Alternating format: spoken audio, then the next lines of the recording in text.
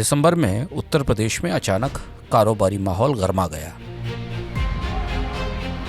व्यापारी बाजार बंद कर सड़क पर आ गए। राजनीति का पारा चढ़ने लगा। गुड्स एंड सर्विसेज टैक्स के अधिकारियों ने सघन छापामारी अभियान शुरू किया था। भारत में जीएसटी को व्यापारियों के लिए आसानी बढ़ाने वाले कानून की घोषणा करते हुए लाया गया था, लेकिन यहाँ तो व्यापारी गुस्से में सड़क पर थे।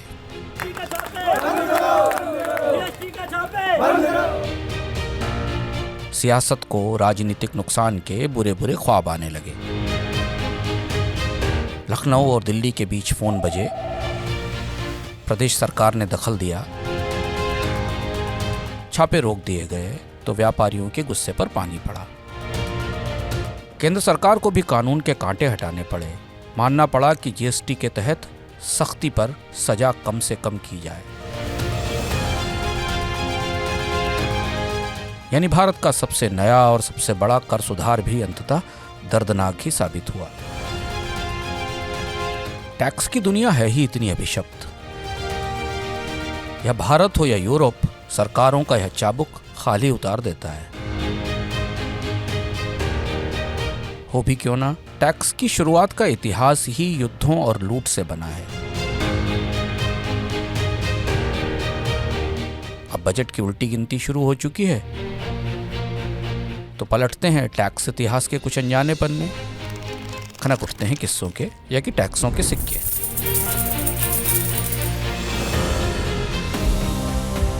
(871) का ब्रिटेन वाइकिंग के हमलों से तार-तार हो चुका था। स्कैंडिनेविया के लड़ाके यूरोप को रौंद रहे थे।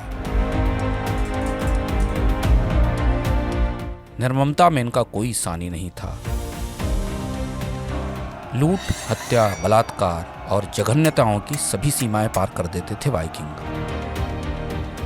वे शहरों और गांवों को लूटने के बाद फिर वापस उत्तर में चले जाते थे और कुछ समय बाद फिर लौटते थे। 8वीं से 11वीं सदी के बीच वाइकिंग के हमलों का दौर 300 साल तक चला। पेगन धर्म के अनुयायी वाइकिंग लड़ाके मध्य पूर्व यानी खाड़ी, रूस के भीतरी हिस्सों, उत्तरी अफ्रीका और कनाडा तक मार करते थे। यूरोप को तो उन्होंने मानो रौंद ही दिया। कहते हैं कि इनके हमले गुलामों, औरतों और संपत्ति की तलाश में होते थे, मगर इनकी बर्बरता की दंत कथाएं आज तक सुनी जाती हैं। वाइकिंग के हमलों के बीच 871 में किंग अल्फ्रेड ऑफ वेसेक्स ने ब्रिटेन का राजपाट संभाला। उन्हें ब्रिटेन के महान शासकों की गिनती में शामिल किया जाता है। अल्फ्रेड के दौर का ब्रिटेन ध्वस्त होकर ढह रहा था।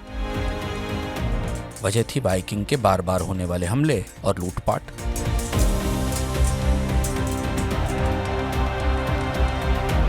अल्फ्रेड ने पहली बार एंग्लो सैक्सन स्टेट को उत्तरी लड़ाकों के मुकाबले खड़ा किया, जिससे वाइकिंग का आतंक कुछ कम हुआ।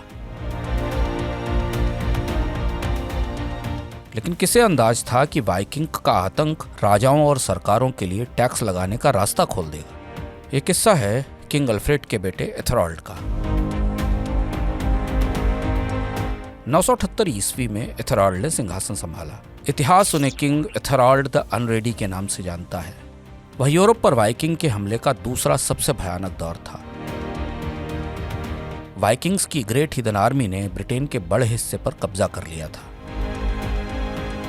किंग एथेरॉल्ड के पास वाइकिंग को जवाब देने के लिए कुछ नहीं था। वाइकिंग लड़ाके हमले और लूट बंद करने के एवज में एथेरॉल्ड से एक मुश्त रकम वसूलने लगे। इस वसूली को गोफोल कहा जाता था। सन 991 में पहला भुगतान 10,000 रोमन पाउंड का था। यह चांदी के सिक्के थे जिनका वजन करीब 3300 किलो था। वाइकिंग को यह फिरौती रास आ गई। वह बार बार हमले के लिए जुटने लगे और ब्रिटेन का तख्त उन्हें नियमित फिरौती की रकम देने लगा। इतनी रकम आती कहां से? तो इसके लिए शुरू हुई टैक्स लगाने की व्यवस्था। किंग एथेरॉल्ड के दौर में पहली बार एक टैक्स आया जिसे डेनगेल्ड कहा गया। यह टैक्स जमीन के मालिकों पर लगता था। इसके साथ ही किंग ने एक और टैक्स लगाया जिसका नाम हेरगेल्ड था।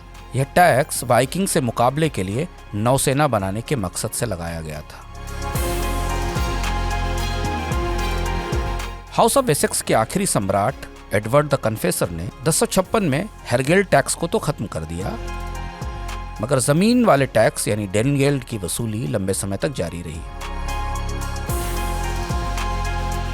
11वीं सदी में वाइकिंग का दबदबा टूटने लगा था, मगर डेनगेल्ड जारी था क्योंकि इसने राजाओं और सरकारों को टैक्स लगाने का रास्ता दिखा दिया था।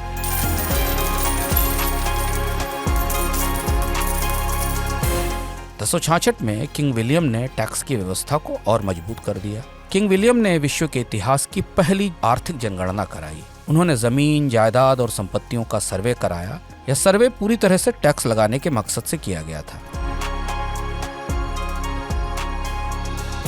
मध्य युग में हुआ यह आंकड़ा संग्रह हर तरह से नया और अनोखा था। एंग्लो सैक्सन युग के वृत्तांत बताते हैं कि 20 साल तक जारी रही इस व्यवस्था में ब्रिटेन के एक एक घर में जानवरों तक की गिनती होती थी। इस सर्वे को संजोया गया एक किताब में जिसे डूम्सडे बुक कहा जाता है, यानी दुनिया के खात्मे की किताब। दुनिया की पहली आर्थिक जनगणना को यह अभागा नाम यूं ही नहीं मिला। उस दौर में डूम्सडे शब्द का इस्तेमाल किसी मामले पर आखिरी फैसले के लिए होता था।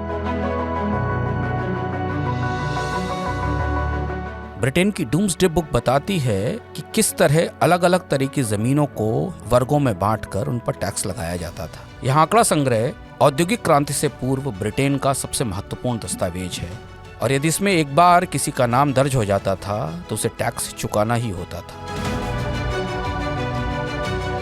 यानी डूम्सडे बुक के साथ टैक्स लगना शुरू हुआ तो फिर वापस नहीं लौटा। इसके बाद आए इनकम टैक्स और फिर इंपोर्ट पर और खपत पर लगने वाले कर, और यहां से शुरू हो गया पूरी दुनिया में टैक्स लगाने का सिलसिला।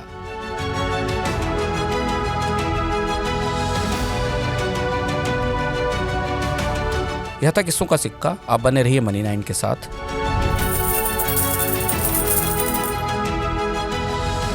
समझ है तो सहज है।